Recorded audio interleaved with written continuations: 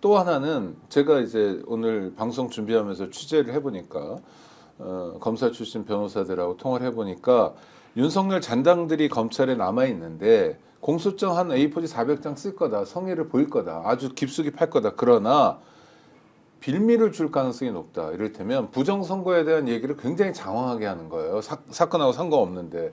그래서 윤석열이 마치 뭔가 계엄을 할 수밖에 없는 것처럼, 그게 실제로 본안 판단에서는 중요하지 않아요. 사용이나 무기가 나오는 건 맞지만 정치적으로 결집하고 세를 좀 유지할 수 있는 공소장을 만들어낼 가능성이 있다. 아니, 별의별 흉악한 짓을 다 하기 때문에 그런 것에 대한 견제일 수도 있다. 뭐 이런 해석도 있더라고요. 하여튼 뭔지 모르지만 지금 내란을 진압하고자 하는 사람들, 또는 탄핵이 빨리 인용돼야 된다고 생각하는 사람들 입장에서는 어제 법원의 결정이 손해볼 만한 일이 아니었다.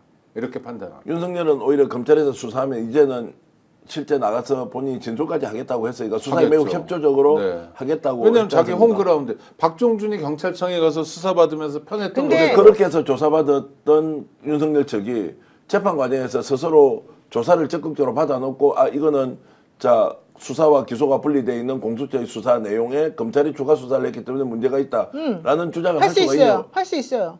협조는 해놓고 네, 그 사람은 별 얘기도 다 할 수 있어요. 그럼 변호사들이 얼마든지 할 수 있어요. 네. 그렇게 이제 가버리니까 아예 이제 싹둑 잘라버리자. 네, 쟁점을 막 흔들어 버리는 거죠. 그러니까 서부지원이냐 중앙지법이냐가 쟁점이 될 수가 없어요. 굉장히 상식적이지 않아요. 그런데 쟁점을 만들어 버리고 폭동 사태까지 이끌어내는 사람들이기 때문에 저는 법원이 그런 면에서 굉장히 조심하고 있다, 아니면 신경 쓰고 있다, 이렇게 판단합니다. 그러면 이 말씀은 자 법원이 최근에 이제 서부지법이 폭동들에 의해서 이제 완전히 이제 파괴가 되어 버렸지 않습니까? 이런 상황에서 법관들도 이런 사안이 있을 때 매우 신중하게, 그리고 오해를 불러 일으키지 않기 위해서 아예 원칙대로 그냥 진행해 버려라고 네, 집단적으로 그게 결정할 맞다고. 가능성도 있다. 저는 그렇게 했을 가능성이 매우 높다고 보고요. 예. 기본적으로 여러분들이 알아야 될 게, 피의자 신문 조서는 기본적으로 피의자에게 유리한 내용이 많이 들어가 있어요.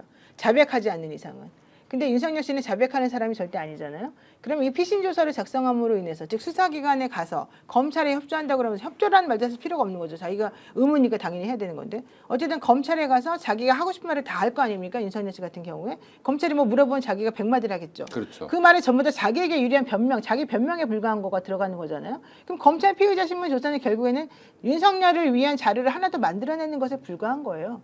저는 그거는 별로 이렇게 썩 의미는 없다고 봐요. 그래서 현실적으로는 윤석열이가 검찰에서 수사 받고 안 받고는 하나도 안 중요하다. 왜? 어차피 그 사람이 하는 행동은 뻔하니까. 그리고 그 사람이 할 말이 뭔지 우리가 다 아니까. 차라리 그럴 때는 그런 거 필요 없이 윤석열에 대한 유리한 증거들 같은 거 괜히 장난으로 만들어 놓지 말고, 그거 없이 기소해가지고 지금 나와 있는 객관적인 증거, 다른 사람들 얘기한 것들을 가지고서 판단해보자. 저는 이게 맞다고 봅니다. 만약에 구속기간을 열흘 연장을 해줬으면 검찰은 적극적으로 수사를 하고 하겠죠. 이걸 국민들에게 알리려고 했지, 윤석열을 좀 덮어주자, 또는 윤석열에게 유리한 진술을 많이 받아서 기소할 때 첨부하자, 이렇게는 하지 않았겠죠. 아니, 자기네들이 그런 생각을 하든 안 하든 윤석열을 피신 조서를 만들면 윤석열을 피의자를 불러가지고 피신 조서를 만들잖아요. 예. 만들면 그 피신 조서는 무조건 증거로 올려야 돼요. 예. 그러니까 그거는 검찰의 의도와는 무관하게 그렇게 무조건 올라가는 건데, 이제 여러분들이 그때 걱정했던 거는 검찰이 과연 윤석열을 버리고 제대로 수사할 것이냐, 아니면 윤석열을 도와서 뭔가 윤석열에게 유리한 뭔가를 만들어서 윤석열을 빼주거나 풀어주거나 할 것인가, 사실 이거잖아요. 그래서 윤석열을 둘러싸고 검찰을 못 믿겠다라고 하는 사람들의 대부분이 이란 말이에요. 네. 근데 제가 봤을 때는 더 이상 이제 검찰은 윤석열을 옹호할 수는 없는 구조가 됐어요, 이미.